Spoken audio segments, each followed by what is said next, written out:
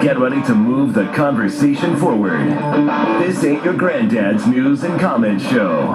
This is I Doubt It with Dollamore. Last episode, we talked about human pothole Matt McLaughlin, who has proposed and sent through to the Attorney General of the state of California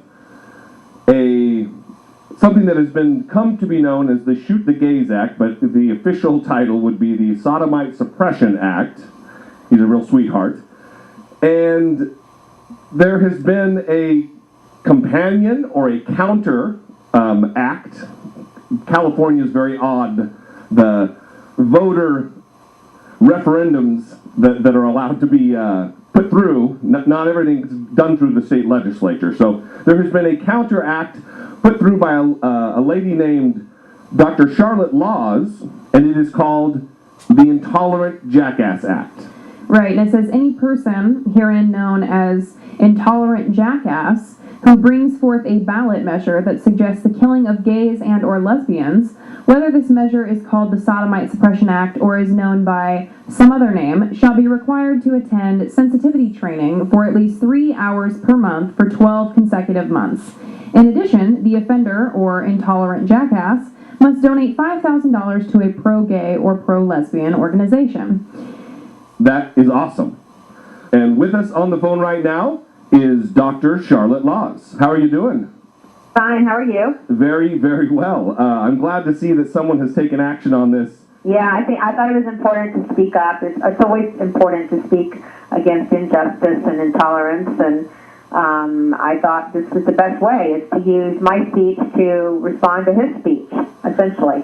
What exactly is your... I kind of get the motivation, but what's your end game?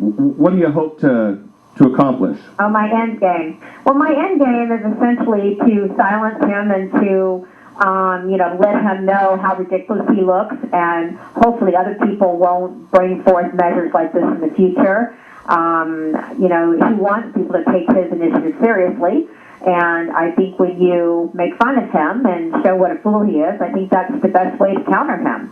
And I want the world to know that our state is an open-minded state and that we accept other kinds of lifestyles. And, this is, California is very open-minded. We have San Francisco and West Hollywood and the entertainment industry, and it's kind of shocking that this guy is sitting down there in Orange County who happens to be an attorney to boot. So that's really kind of amazing.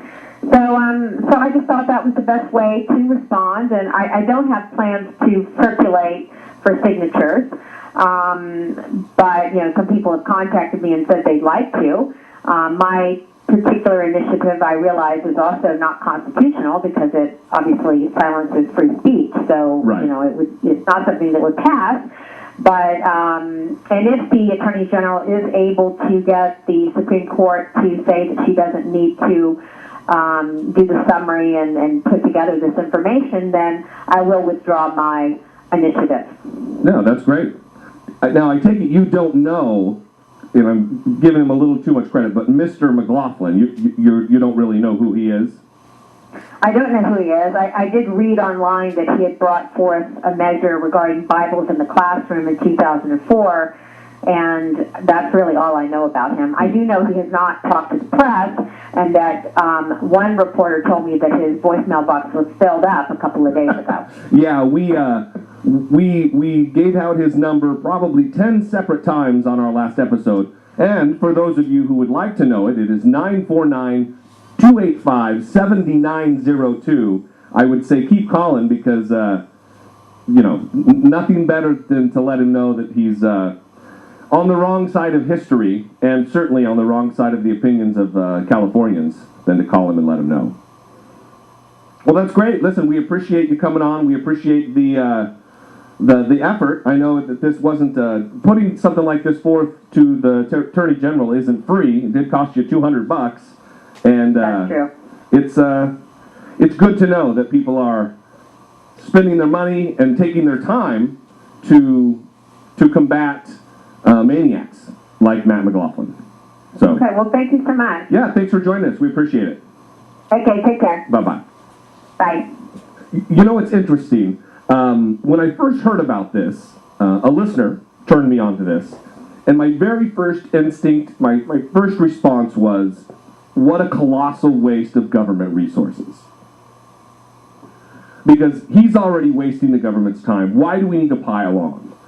But she makes a good point that it's going to be a good thing to shame him and to bring to the light of day his bigotry, his hatred, his idiocy. Right. Also, I don't think that it's going to be that colossal a waste of government resources, especially for the fact that she's not planning on going forward with a signature drive, which ostensibly is the way I understand it, a pretty big undertaking. Right. Which is what makes me believe that Matt McLaughlin's probably not going to have what it takes to put together the nearly 400,000 signatures he needs.